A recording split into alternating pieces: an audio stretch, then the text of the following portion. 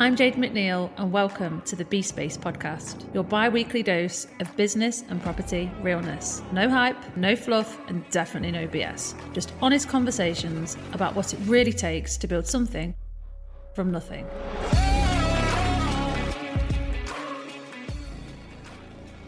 Okay, welcome back to the Beespace Podcast. Today, I am joined by the lovely Tracey from Pocket Watch. Hi, Tracey. Hi. Hi. Okay, so the way I like to kick off the pod is just by asking my lovely guests, okay, who are you and what do you do? Okay, so my name is Tracey.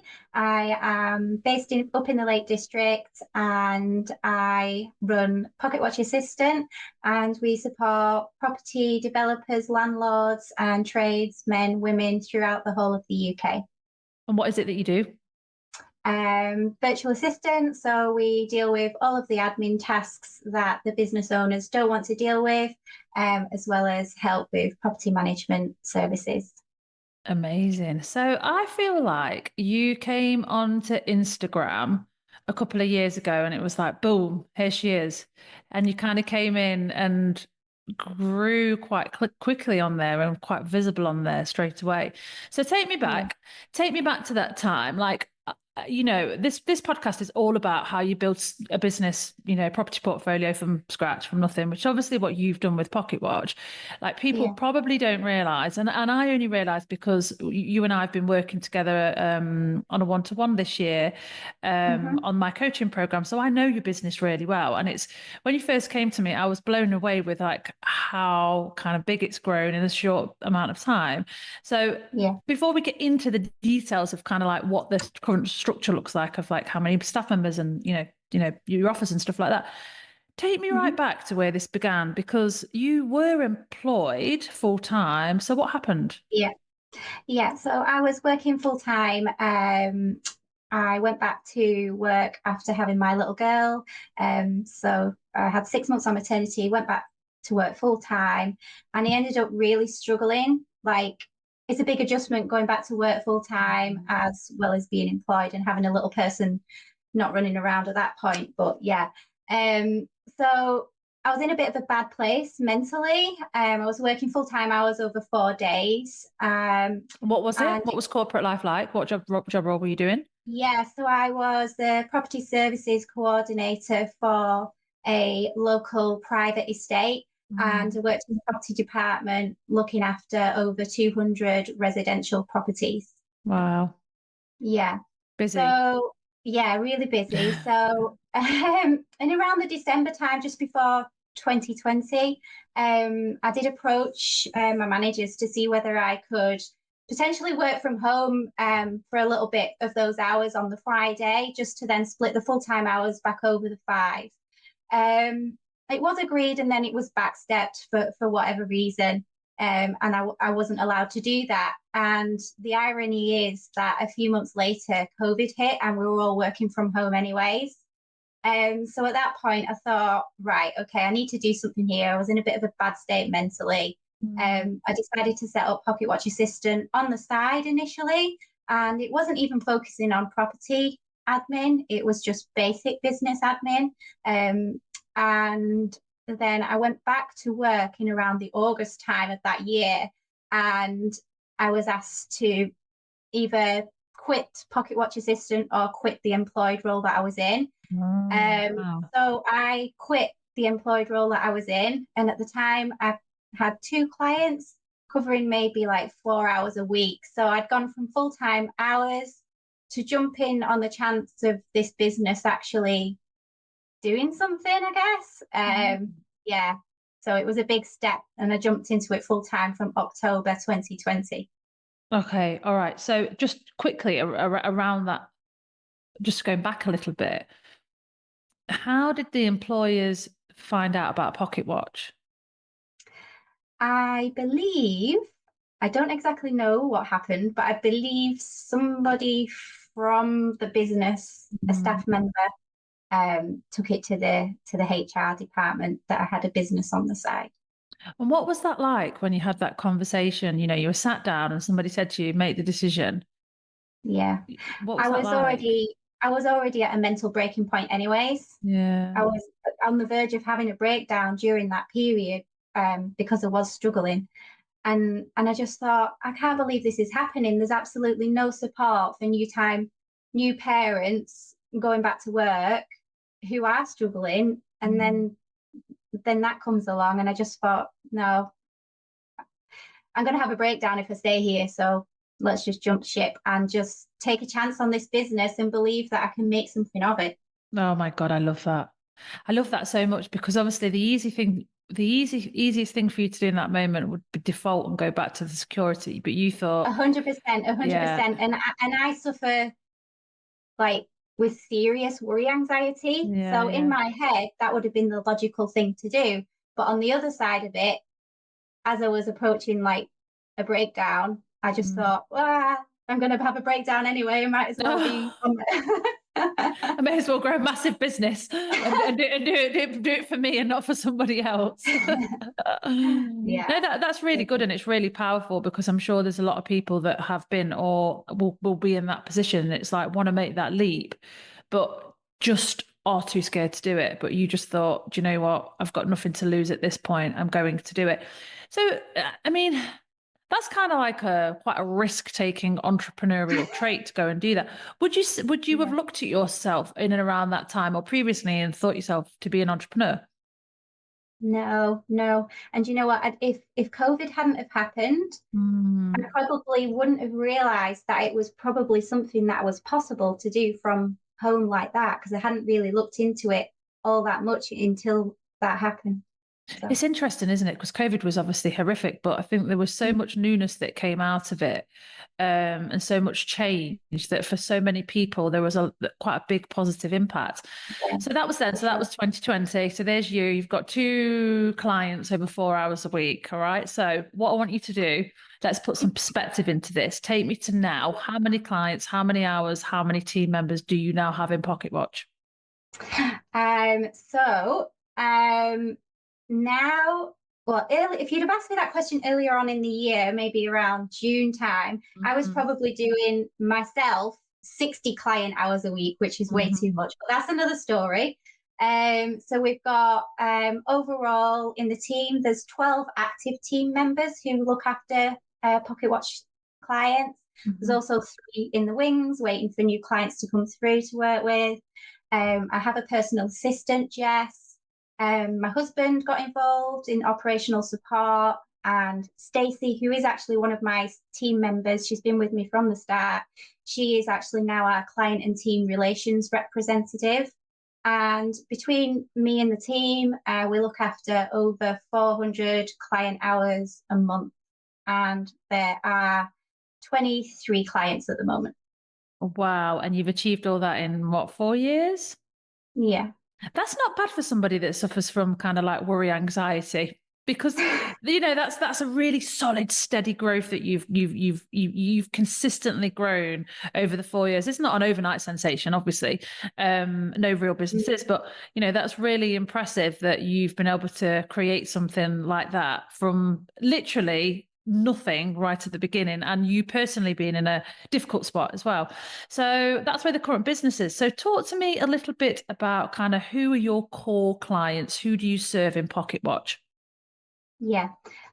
So our main client base would be the private landlords who want to retain management of their portfolio in-house rather than it going through to a letting agent. So we would help them with all of their property and lettings management. And then the side of that, there's the developers who need assistance with development admin, looking after the projects and seeing what things are costing and how much they're invoicing, and such like. And then the basic tradesmen, tradeswomen. So we've got architects and obviously the usual trades suspects who might need email management, diary appointment management, to task management, helping with teams, and of course the basic finance of looking after invoices and receipts. Okay, so like 3 real core like customer bases that you've got there. So kind of within that, because a lot of people, I work with, or just generally, you know, people tend to find one of the biggest struggles that they've got when they're self-employed is looking at the system side of business. Okay. And like, you know, what systems do they need? How do they operate it? Can somebody else do that for them? Like, it's just such a big topic that's like, if you want to, you know, not even grow and scale, but if you just want to consistently perform, you're going to need some levels of systems in the business, you know, any type of business, especially these three categories. So kind of like high level me across your team, what sort of like systems and key software do you tend to use? So if you take me through the property land, so the landlords, for example, what sort of systems are you using? Yeah. So for those guys, we generally want to make sure that they've got like an online drive system set up. So whether that's through Microsoft OneDrive or Google Drive, so to enable them to have like an e-filing system, because I think that is an essential part of the system setup. It is hard getting to e-filing and not having any, you know, being paperless and such, but I think it's really good to try and get into that habit. So we would set up or help set up or make sure that they are set up in a nice orderly fashion so that they can get to the properties and documents as they need. Other systems, Coho is a big one that we use with most of our clients, property management system. You've heard of that? Have you heard of that? Coho, yeah, oh God, yeah, absolutely. Yeah. I always Yeah. it's not what we're on in Beespace in my lettings because we use Arthur on our systems. Could be the main reason we're not on Coho because it didn't exist when I started out 2000 years ago. Yeah. And then when it first came to market, I believe from memory, it was just focused on professionals. I think they may have gone into students now. You can tell me if they haven't. Obviously, my portfolio is like mixed, probably 70 students, 30% professionals. So it just didn't do it for us, you know, but everybody that whether they've been on my mastermind program, my one-to-one programs, when they've used Coho, they have raved about it. So I'm happy to say to my mentees, if they've got like one or two properties, like maybe have a look at this. I'm not saying you have to use it, but I'm hearing really positive things in terms of functionality and like it taking you along the process and go and do this next. Don't forget, you know, so I do know it, but I can't say personally we've used it. So we use it with a lot of our property landlord clients. Just keeps everything in one place. You can do tenant communication and onboarding and maintenance and everything through the one system. So it's another aspect of getting things away from WhatsApp messages and email messages and that kind of thing. Other systems that we use, ClickUp. We use a lot of ClickUp with our clients, although there is Asana used with clients too, and Trello. So just with ClickUp there, because again, it's not something personally we use within Beespace, but I know a lot of people do and rave about it. What does ClickUp do? What's the function? So it's a basic, well, it's not a basic, it's a task management system. Right. You can set up different spaces for different areas of the business. And for the property clients, we have areas set up such as like forms for collecting like property inspection data, inventory data, to spaces set up housing like portfolios. So all of the property details, what, you know, how many bedrooms that property has, has it got gas and electric, etc. To deep diving into adding in all of like their utility meter readings and such like that. So there's a lot of different variations used on ClickUp with the different clients that we've got. Okay, so that sounds like it's like a centralization of information linked to tasks, basically. But also you've got your documentation in there, which then connects to your OneDrive, Google Drives, and so on and so forth. Okay, all right, and then kind of on your trades, what sort of systems and what are you using for them? So the same kind of thing with the Microsoft and Google Drives, but the trades they kind of need help in different areas. So an example of that would be invoices and receipts. Like literally they have them sat on the front of the dashboard of the van all the time. So we help them get them onto Xero or whatever system that they're using.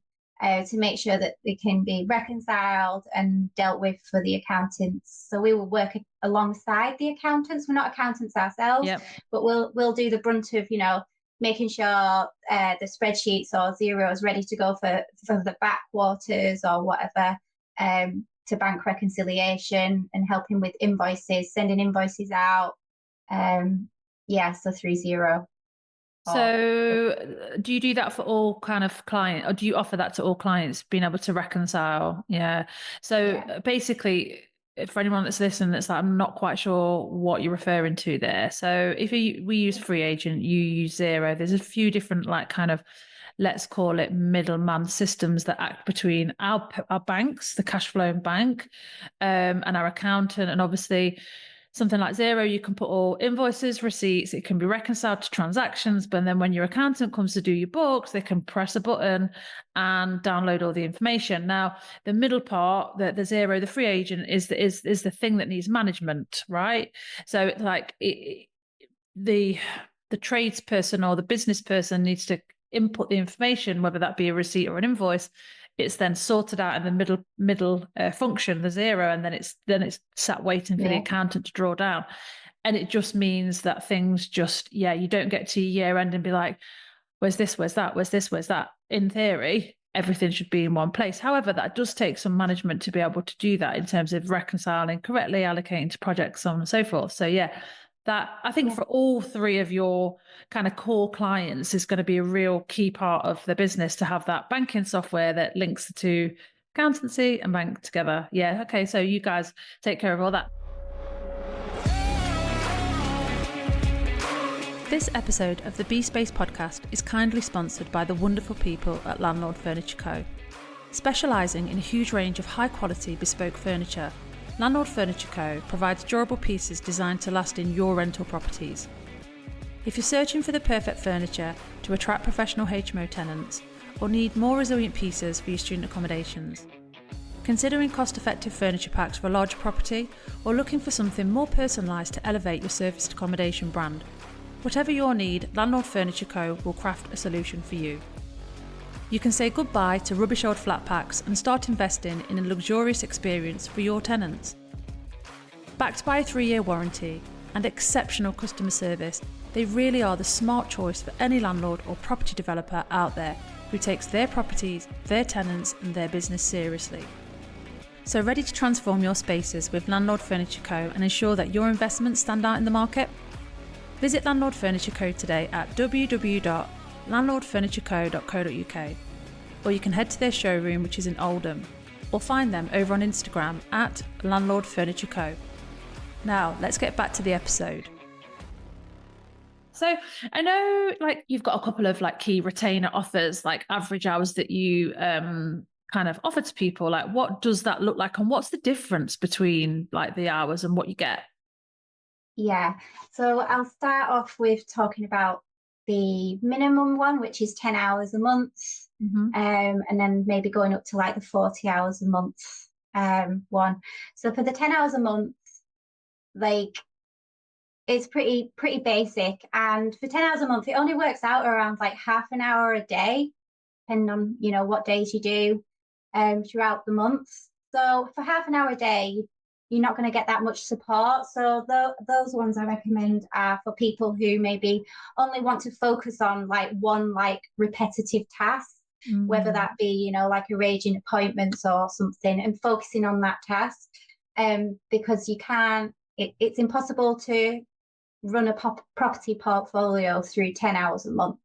Whereas the 40 hours a month, obviously you split in a lot more hours throughout the week. So that will enable us to go in and check like first thing in the morning, and then check first thing in the like later in the afternoon when we're due to finish, to check like Coho messages and tenant messages to make sure everything has been dealt with. But obviously with going on the 10 hours one, there's a lot of hours outside of those 10 hours. So say we're only working half an hour a day, there's 23 and a half hours left in that day. So in realistic terms, the client would be expected to then need to pick up some areas as well. Yeah, I bet there is quite a lot of managing expectations for you actually, in terms of, what you can offer to people, because I know firsthand how um, time intensive it is kind of looking after lots of properties and having lots of tenants and lots of moving parts. So yeah, Yeah. I guess that leads me to my next question, really. Like, if somebody's sat there and they're thinking, I really want to get a VA to come and help me, what is a great place for them to prepare to reach out to a VA? Like, what do they need to understand before they reach out to someone like you? Yeah.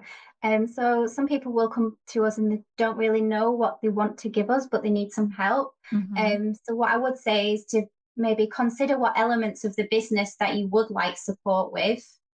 And is that like just one area or is it like multiple? Because that in realistic terms would affect how many monthly retainer hours you might need for that support. And also potentially time some of the tasks, because I feel like people might only think that things take 10 minutes when actually they don't. They do take longer than that. Or 10 minutes for one person could be longer for somebody else, Mm. because everyone's different in terms of speed as well. So timing tasks to see how long realistically something takes you to do that somebody else might be able to do for you. And other things to consider would be what systems are in place, or what would you potentially need help setting up going forward. Yeah. What I always kind of work on with my clients when we inevitably start to have this discussion is, okay, let's look at the tasks that you're not enjoying, because when you're running a business, let me put a bit of context behind that.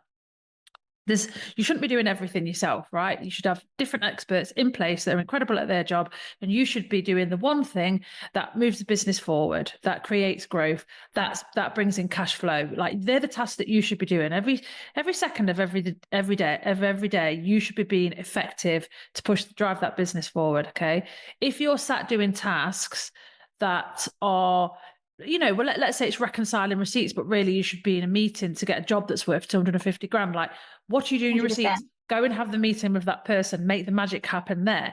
So for me, it's like, I always say to everybody, right, let's document what those I'm going to call it this, like, low level tasks are that are zapping Yeah. time, and let's get them into some continuity. So let's say, for example, it could be financing, so it could be all things related to banking. It could be communication, so it could be keep on top of your inbox. It could be diary management, which is such a big one for me, and people always underestimate Yeah. what that takes. It could be invoicing, quotes. Like, there's so many, like you say, repetitive tasks. But for me, it's Mm-hmm. like, okay, let's identify them before we speak to anyone. Okay, let's identify those tasks so we understand what we're asking for, and then let's categorize them almost, because I'm sure in your business you've got all these staff, but some are really strong at the finance and some are really strong at communication. So, Mm-hmm. it's, for me, I want one of my mentees, one of my one-to-one clients to come and be like, Tracey, okay, this is what I need help with. And we can then be effective to say, right, let's focus on this as a priority, and then so on and so forth. But I always think with people, there always has to be like a realistic expectation of what can be done in a priority order. Yeah. Yeah. 100%. And for you as well, on the tenant management side, like, I, I've obviously got my own in-house manager that manages my portfolio. So he's a physical being there on the ground that can move around, do viewings, so on and so forth. You're always going to need, as a landlord, as a property owner, you're always going to need an element of physical being on the ground as well, Mm-hmm. aren't you? Do you find Yeah. that do you find that kind of sometimes a bit of an issue? Yeah, yeah, it can be. Although most of the clients that we work with are on the ground physically, so they will go Got out you. and do the Yeah, inspections, yeah, yeah. Okay. and but we can coordinate contractors to go and help with repairs and such like. Yeah, But yeah, yeah, yeah. And obviously, yeah, like, all the organisations for inspections or viewings, you prepare in advance, don't you? So someone can just go, there's my schedule, go. yeah, Yeah. exactly. Yeah, Okay, yeah, cool. exactly. So, like, one thing I wanted to kind of ask you about, which I always think is quite an interesting conversation, because obviously I think, like, the whole VA term in the property development world, because this is the world I'm immersed in, really started to take some, kind of pick up momentum probably around 2018, to be fair, but then definitely by 2020 it was becoming more and more of a thing. Now there is always the kind of conversation is around UK, if you're in the UK and you listen to this, probably are, versus abroad. So from your point of view, what are the differences? Yeah. So the differences between working with an overseas VA and a UK VA, well, number one is like there's no time difference as such, unless one of our VAs are working somewhere else. We're usually based, well, we are all UK based VAs in my team. So that helps massively. The price is maybe higher in the UK, but with our UK VAs, we have specific experience and, we're used to UK legislation, and we can maybe communicate differently as well to tenants and clients. Yeah, so it's around the communication and the kind of the knowledge and the quality of what's being Yeah, offered. Yeah, okay. yeah, yeah. That does make sense. And I think a lot of it does come down to personal choice, as it were, at the end of the Sure. day, and kind of, and also where somebody puts the emphasis on the service and the product, essentially. Okay, amazing. So, you've obviously been busy for the past couple of years. And Mhm. what are your plans kind of moving forward? What is the business going to look like? Moving forward, so I'm hoping to still grow a little bit next year. So I'd love some more clients to come on board. Like I say, I still have 3 team members who are waiting in the wings to take on some client work. So I'd love to find some clients for them. And I myself need to take a little step back from client work still. It is work in progress. It has been work in progress for the last 6 months, and it will continue to do that into next year. But yeah, I want to really focus on getting myself out there a little bit more, because I do hide away from everybody. Yeah. You need to get out, and tell everybody about your incredible business and kind of what you've achieved.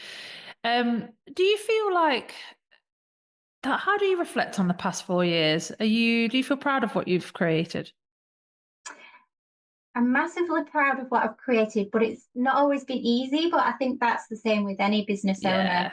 Like, I initially set up the business, obviously, to help me stop having a breakdown, but also I wanted to kind of work on my work-life balance.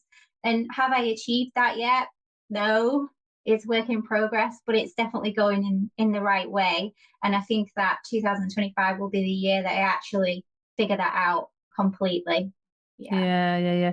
It's that lifestyle business conversation that we're always having, isn't it? When we're all together, all of my one-to-one clients were together in October.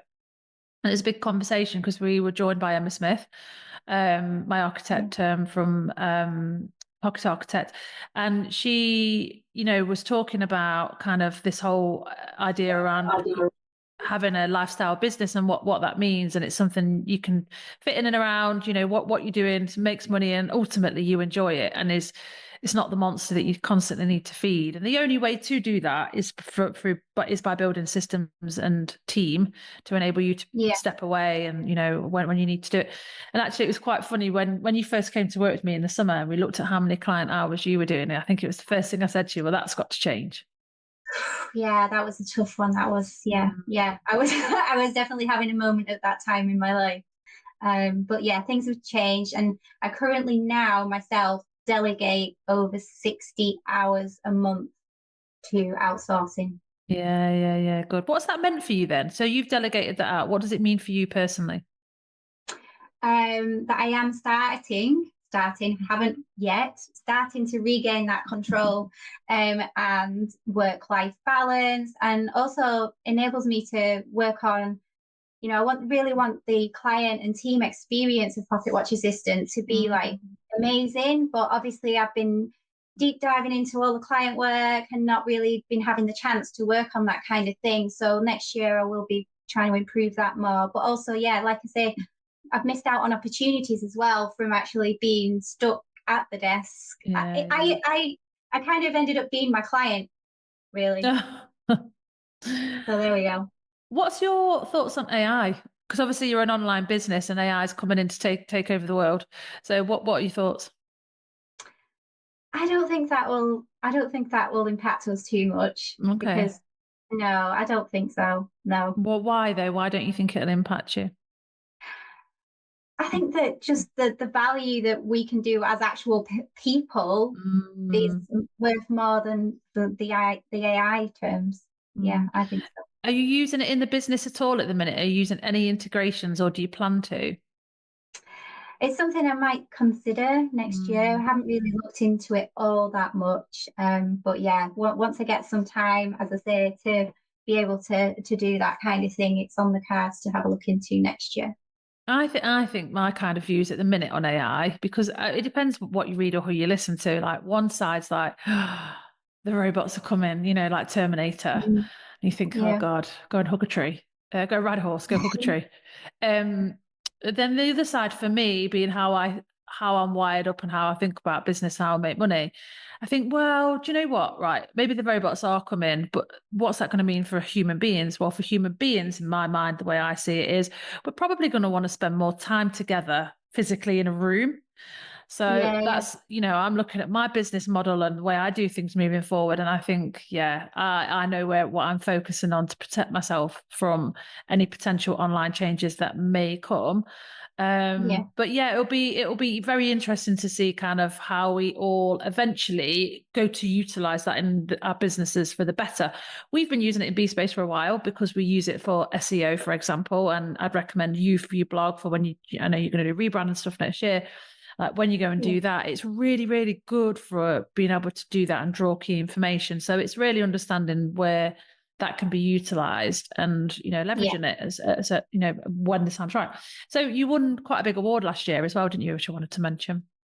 I did, yeah, yeah. I won the HMO Best Service Supplier Award earlier this year, yeah. And how was that? I didn't expect it. You In fact, I didn't even sit with the finalists, where the finalists was that I Oh, sat in the audience. and you won it, and that was absolutely amazing. So congratulations. So Yeah, a how bit did it surprised. feel? How did it feel when you won? It's surreal because So, I'm just Tracey, a farmer's daughter from the Lake District. Like I'm not a big city person, or I'm just yeah. yeah. It's mad. But that's really interesting though. You're not a big city person. Um, you've created a business which is fundamentally online. Like so Hmm. you've played to your own situation and your own strengths. And Yeah, I think the best people create the best things when they do that. Like for example, I've done well out of property development because I've based it all on design and because that's my background. And like that's meant I've been able to really knuckle down and grow hmm, something unique out of it because of my situation and my course, my strength that I've got. And that's kind of similar to you, isn't it? It's yeah, like, okay, I might not be able to like be in London every month or whatever, but I can do this online and do a really high quality job. And that's yeah. the model Exactly. that you've grown and works really, really well. Is Yeah. self-employment what you thought it would be? Um, it's hard sometimes, Mm. but on the back of it, if I was employed now, I don't think I'd be still employed because trying to navigate childcare when you're employed is Mm. impossible. Yeah, it's hard enough when you're self-employed, isn't it? Like, and Yeah, I get everyone knows how I get every school holidays. I don't know how normal people do this that have got corporate jobs and they don't have, 100%. the ability to work at the crack of dawn and work late at night to kind of fill in the daytime gaps, which you have to have when you're self-employed. Yeah, So you have to yeah, make it work, don't you? Like when the kids are yeah. off and stuff. But then flip side, like you guys went off in your camper, didn't you? And you went like, tell Hmm. me where you went in the summer, all around the med, and you were working in the morning. What was the schedule Yeah, like? yeah, yeah. So yeah, we went over into Europe. We're in France, Morzine area biking, then over to Italy, Lake Garda, into the Dolomites, whizzed Mm. into Austria, and then home. So yeah, so I wasn't working intensely during that time. I was trying to take some time off, but I was kind of dipping in, first thing in the morning mainly, Yeah. or later on in the evening, and having that time. with the family in between. That's amazing. So like to put some kind of perspective into that, 4 years ago, you were at a place where you were not great. Your boss was basically bullying to say, you need to give up this work and just make me money. To where you're driving around, you, your husband and your daughter in a camper van, you're working in the morning, you're seeing all these beautiful things and you're running a business. Yeah. That's exactly. how it's done. That is how it's done. Full respect to you. And it's not easy, is it? Self-employment's not easy. Like you have to, I don't know, the more you do it, the tougher you become, I think, because situations are always coming to you. This is a new one we're having to deal with. How do we deal with this situation, person, whatever that thing is? And it does, sometimes it can be tricky. But one thing we've learned over the years is everything passes. And it's about what you take out of it. So I'm never going to be sat here, having these conversations going, oh yeah, it's dead easy. Like Tracey did this. It was dead easy that she grew this business and now she just drives around in a camper van. It's like, no, it's a lot of ups and downs, but it's about kind of like navigating through that and like keeping clear on that vision and aiming towards it. So really inspiring, and I think a lot of people will listen to this and think, oh my God, that's what I want to do. And I need to take the plunge. I'm just jumping in on this episode because there's something really important I wanted to share. I started the Beespace Podcast because I wanted my very own platform where I could share inspiring stories about everyday people that have started their businesses from scratch. You could be sat there with a business idea now, but just don't know where to, how to start it, how to get going. Or you could already have the business and, it's working, but you're not quite sure how to grow it and scale it up to that next level. Well, I'm excited to let you know that I've got spaces available to join me on my business coaching one-to-one program. On the program, I focus on the absolute fundamentals of any business that's selling any product. So I'm looking at, systems, operations, how to build a team, how to forecast, how to look at services. We're looking at marketing, we're thinking about strategy, we're looking at visibility. I also like to work on mindset and be very clear of where we're going over the next 5 to 10 years. If you'd like to know more about my coaching program, then please reach out to me or head to the show notes below and go through the website. Everything, all the information, what it costs, what it takes, what's in it is all there. I'm all about being transparent. I'd love to hear from you. Let's have a chat. Let's discuss how we can make the business, that you dream of having, that you would find inspiring. Let's create that together. Shall we get back to the episode? If somebody is sat in that position now and they're listening and they're thinking, do I jump or not? What would you say? Just do it. Literally just do it. Like, what's the worst going to happen? You're going to have to look for an employed job if it comes to it and it doesn't work out or whatever, but at least you've given it the chance to try. Amazing. So if somebody wants to reach out to you, Tracey, have a chat with you about kind of how, you and your team might be able to help them in their business, where can they find you? They can find us on Instagram mainly. That's where we hang out. Pocket Watch Assistant. If you type that in the search bar, we will come up. You can also jump over to our website and there's lots of details on there about who we help, how we can help you, and how to get in touch with us, and also the team bios on there as well. Amazing. And I do believe you guys have got a pretty cool offer coming out as well soon in January. So anyone that's interested needs to jump on that as well. Yes, 100%. The offer is due to come out anytime this week. Amazing. Yeah. Tracey, listen, thank you for giving, I know you're busy. Thank you for giving us your time. It's been lovely to chat. And I'm sure, we can't wait to see you out and about and networking on more podcasts and leaving the little beautiful Lake Districts next year, getting yourself out and about there. So thank you for your time today, Tracey. Thank you for having me. Thank you. That's a wrap for another episode of the Beespace Podcast. I've been your host, Jade McNeil, property developer, mentor, and business coach. Don't forget to subscribe on your favourite platforms. And until next time, remember, don't believe the hype and always keep it real.